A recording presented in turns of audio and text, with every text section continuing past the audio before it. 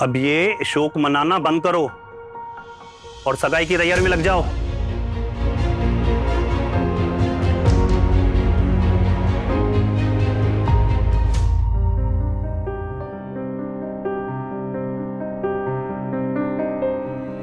अनाया, नहीं रोते बेटा।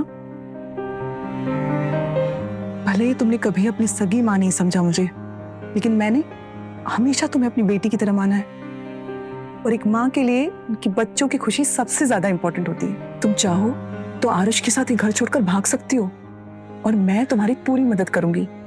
चाची जी, क्या आप सच बोल रही हैं? लेकिन ऐसा मुमकिन कैसे है?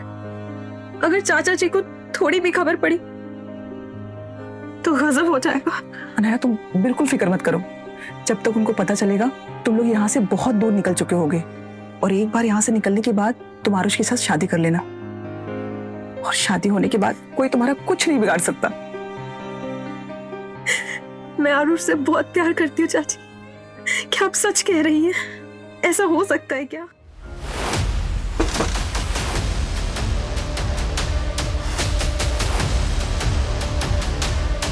क्या हुआ डार्लिंग, इतना उदास क्यों? Any problem? नहीं करण, ऐसी कोई बात नहीं। तुम बैठो, मैं तुम्हारे लिए कॉफी लेके आती हूँ। अरे इसकी कोई जरूरत नहीं है, आओ तुम बैठो। Let me tell you something. चलो मैं तुम्हें एक ऐसी खबर सुनाता हूँ जिसे सुनकर तुम्हारा मुरझाया हुआ चेहरा खिल उठेगा। मैंने उस आरुष की ऐसी धुलाई की है कि उसका बाप भी उसे पहचान नहीं पाएगा, और वो खुद भी पछताएगा कि उसने किससे पंगा लिया है।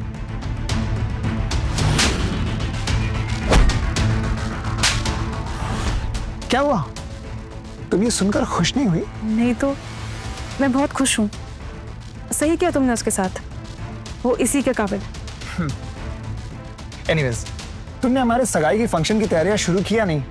बिकॉज तुम्हें बहुत ज्यादा खूबसूरत दिखना है, ताकि लोग मेरी पसंद से जलें।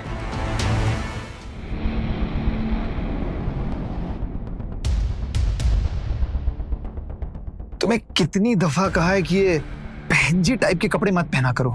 उस नौकर के साथ रहते रहते तुम्हारी सोच भी छोटी हो गई है।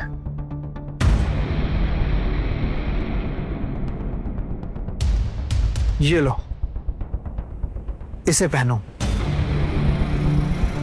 करण, लेकिन ये तो बहुत ही छोटे कपड़े हैं, मैं ऐसे कपड़े नहीं पहनती। परफेक्ट। नहीं पहन सकती? नहीं पहन सकती तुम? क्यों? नहीं करण, तुम मेरे साथ ऐसा नहीं कर सकते। हमारी तो शादी होने वाली है ना। मुझे जाने दो, मुझे छोड़ दो। अच्छा, जाने दो, छोड़ दो। अरे हमारी शादी होने वाली है, इसलिए तो मैं कुछ भी कर सकता हूँ। तुम समझ क्यों नहीं रही हो? जो मैं चाहता हूँ वो मैं पाके रहता हूँ। तुम्हारी ये चाहत तुम्हारी गंदी सोच का सबूत है। मुझे छोड़ दो करण, वरना तुम्हारे साथ बहुत बुरा होगा। बुरा होगा?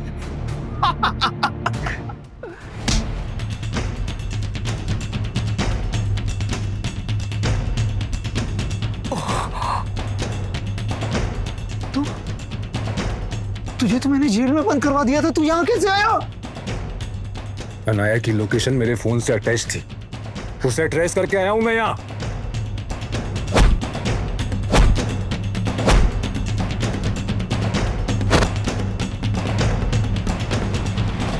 बस अनाया, मैं आ गया हूं, अब तुम्हें कुछ छू भी नहीं सकता। मुझे तो लगा था कि मैं आज मर ही जाऊंगी अगर तुम नहीं आते तो।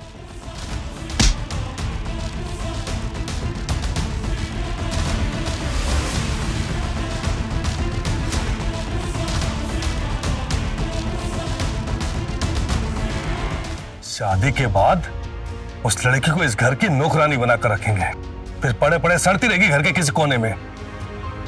बस एक बार ये सगाई हो जाए।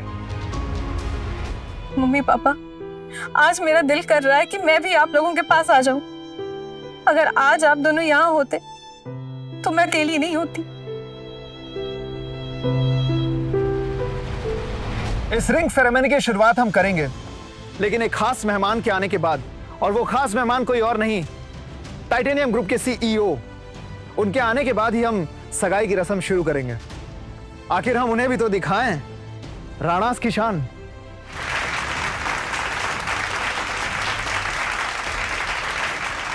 लगता है वो आ गए।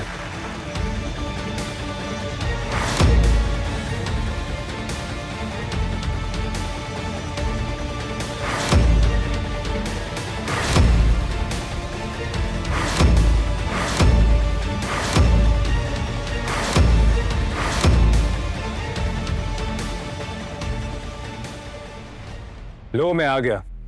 तुम्हें जिसका इंतजार था मैं वही हूं, टाइटेनियम ग्रुप का सीईओ।